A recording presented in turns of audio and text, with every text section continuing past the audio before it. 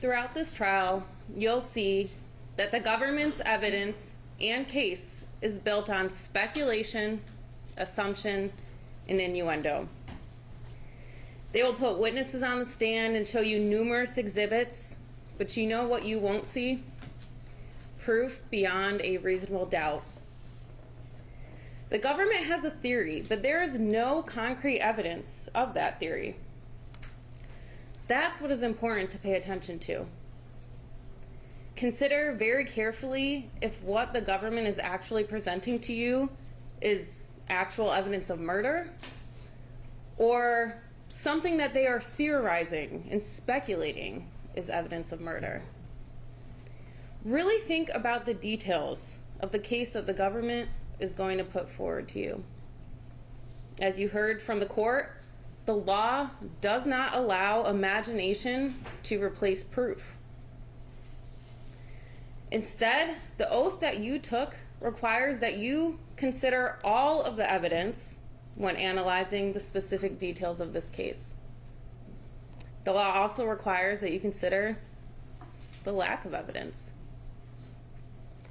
The critical time here is the night of April 24th, 2021, going into April 25th, 2021. That is when this murder supposedly happened. This time frame is when the government claims that Mr. Warner killed Miss Warner, moved her body, took a tank, cut it open, put Miss Warner's body inside of the tank, welded the tank shut, painted the tank, put more stickers on the tank, and then moved it.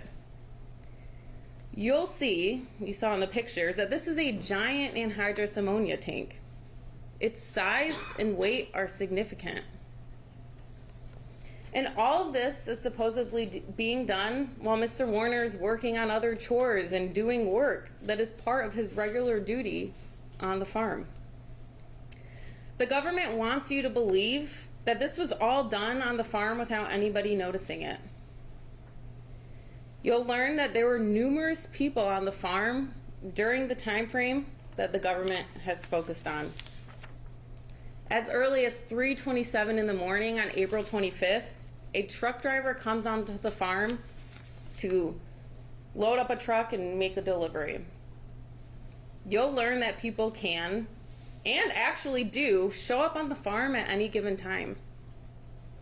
Around 7 a.m., Mr. Warner starts his day and begins to work on the farm like he typically does. Mr. Warner leaves his property, the farm, at 7:47 a.m. to go and spray a different farm. That's part of his job. Around 8:04 a.m., another worker comes onto the farm to work. This is before Mr. Warner even comes back. You'll learn who's on the farm throughout the day. For instance, if we move to the 11 a.m. hour, more people arrive. There are 7 people that are on the farm in addition to Mr. Warner. The same worker who arrived at 8 a.m. is still there. He's joined by a friend. Miss Warner's son, her son arrives on the farm. Her son-in-law is on the farm. Another son joins them. Her sister-in-law arrives, and then her daughter arrives shortly after that. Again, in that hour alone, there were 7 people that were on the farm with Mr. Warner. The afternoon of April 25th is no different. At 2:31 p.m., Miss Warner's son-in-law, nephew, daughter, a farm worker, his friend, they are all on the farm. And then about 20 minutes later, another employee arrives.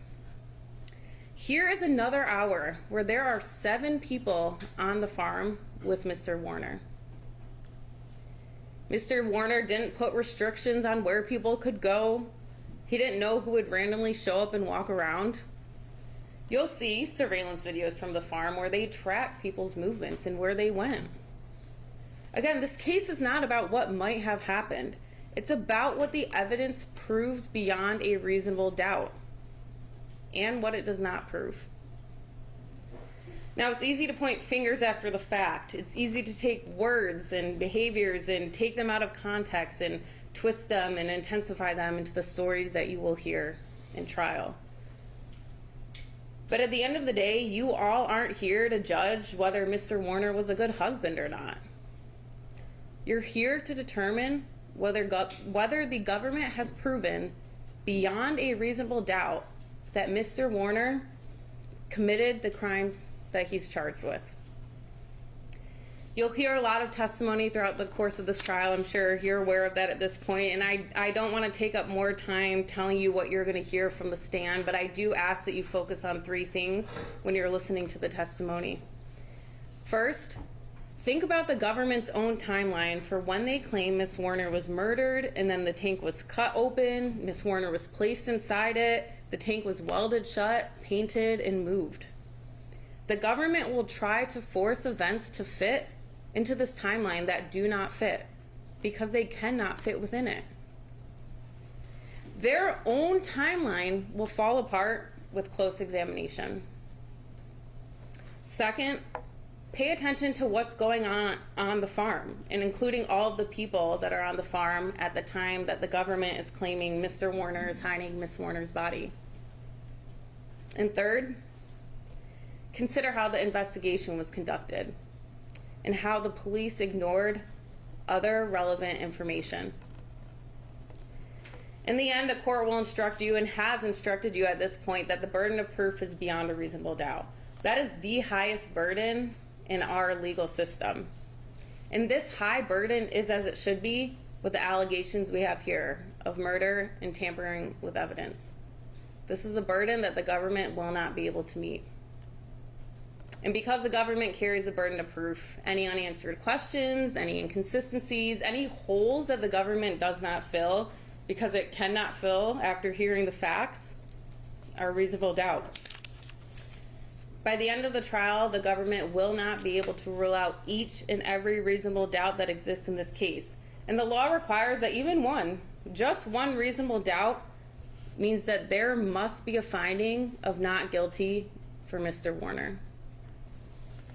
So for all of these reasons and others that you will learn about, we ask that you follow your oath and follow the law and find Mr. Warner not guilty on all counts.